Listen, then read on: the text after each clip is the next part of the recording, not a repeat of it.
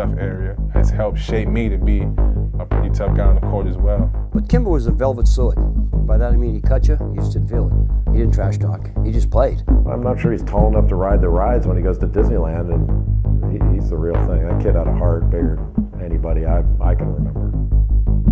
Growing up playing in a park where they used to always kick me off the court because I was small, people always said, oh, he can't do this, can't do that, can't do this, can't do that. And I'm just like, why can't I? And the little guy with the monster ticker. That's why it's called March Madness. In 2010-11, I knew it was going to be a lot on my shoulders and, try and lead these freshmen and sophomores. So we looked up to him, and I literally thought he was a god. When the season started, we wasn't ranked. Everybody kind of felt disrespected. Off season, they wrote us off. We weren't top 68 team, which was ridiculous. It was just fuel to the fire. Well, UConn was coming off a very mediocre season, and Kemba Walker was a player who, I won't say he underachieved his first couple of years, but he wasn't anything real special. He definitely had a chip on his shoulder from what the reporters were saying about our team. He was just extremely determined for our team to do something and be something. It trickled down on all of us.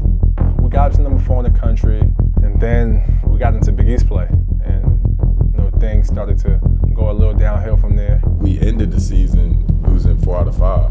We finished 9th in the Big East.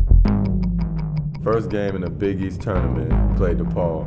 To start off at noon on Tuesday in Madison Square Garden, I mean, it's cavernous, it's empty, it's a little depressing. It was early in the day. We felt disrespected a little bit. For layup, front court left wing, goes to the baseline, and jam! The next game against Georgetown, we were just on point.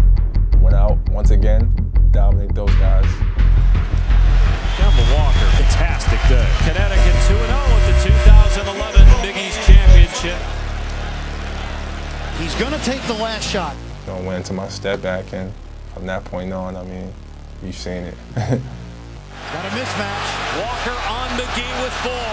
Kemba Walker, step back. Walker, cardiac Kemba does it again. Stuck it. UConn wins at the buzzer. Made the dude fall, and when it went in, man, it went crazy. I've never seen Coach Cal that excited. That was hilarious. Jumping up like that, then he kind of composed himself and realized that he shouldn't be doing that. It's a big moment in UConn history. I turned to my assistants as we walked up the floor and said, we got something special going here. Walker dribbles off the count. We'll see you tomorrow night, and UConn wins again. I was fighting off the naysayers who kept saying, you're going to get tired. You got to play Tuesday, Wednesday, Thursday, Friday, Saturday. That's too much. I really felt that our kids were feeding on the idea that they have no idea who we are. We're just getting better in this thing. Here's Kemba, coast to coast. He slams! 5 games, 5 days, 5 wins. And UConn has won it. Madison Square Garden is 7th heaven for the Huskies.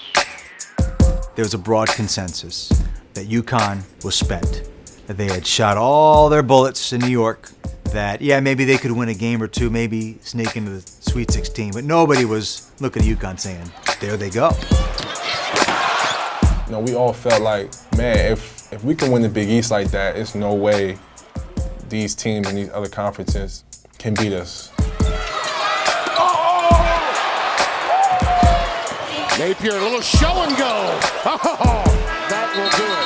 Mid-10th preseason in the Big East. They were not supposed to be this good. We had to go against Cincinnati, which was a really rough game. We didn't want to play those guys. We didn't want to play anybody from the Big East. And the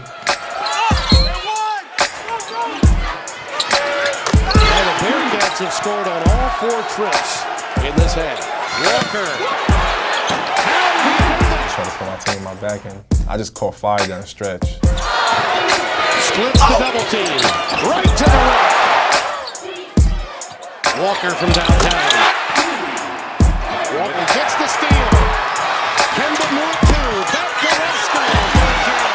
That will do it. Connecticut Huskies are on their way to Anaheim and the Sweet 16.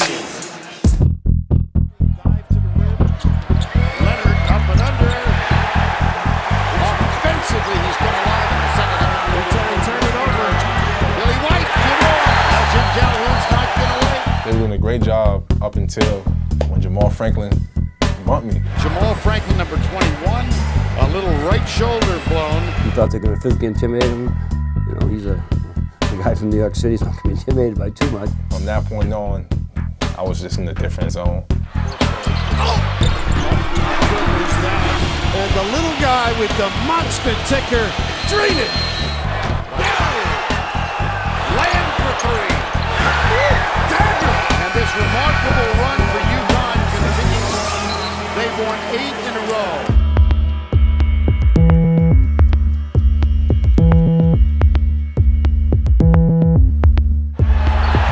That's what he does best. Sets you up for that steal.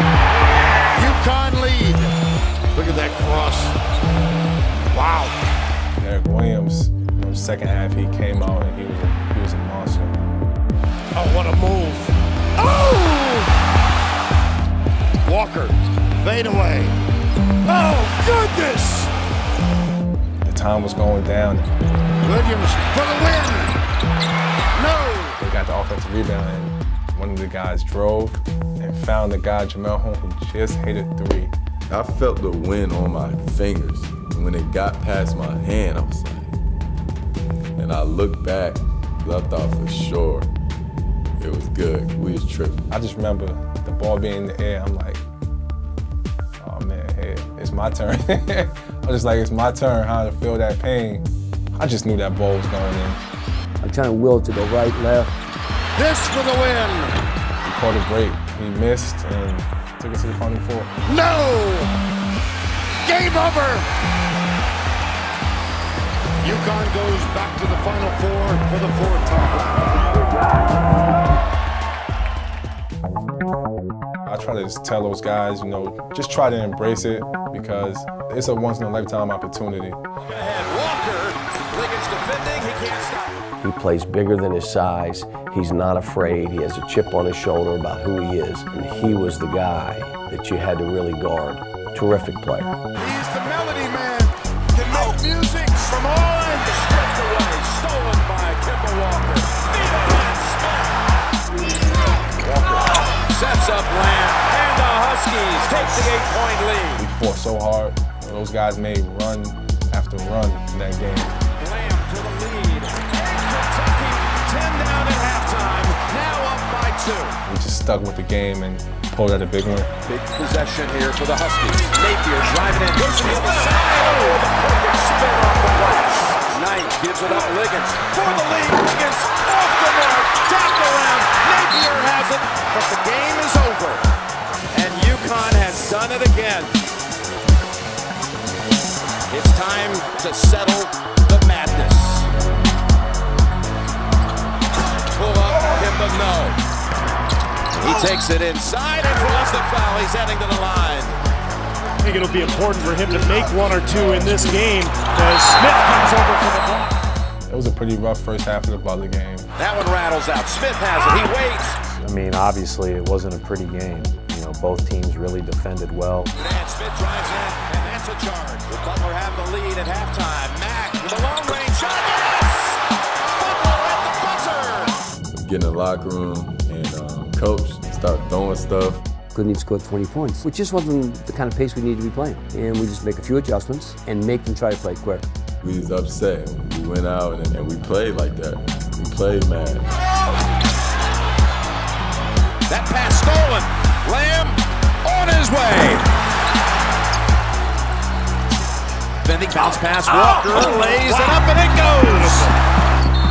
And a foul on Mack. He knows it's done now. They win the Maui Invitational. They go 5 for 5 at the Big East 5 days. And then the 6-game run through the NCAAs. And the Huskies are the top dog in 2011. That was our 11th win of the postseason, and man, it was just so surreal. You see something like Kemba Walker and what UConn did, you don't forget that. Most of the time in life, very few people become what they can be. We did. A Husky team that in desperate games was undefeated on the year. If somebody was to tell me that we're going to play the first night of the Big East tournament and go and win the national championship, Yeah, I probably wouldn't believe it. It was like a movie. He's going to let Kemba hold it. It was unbelievable.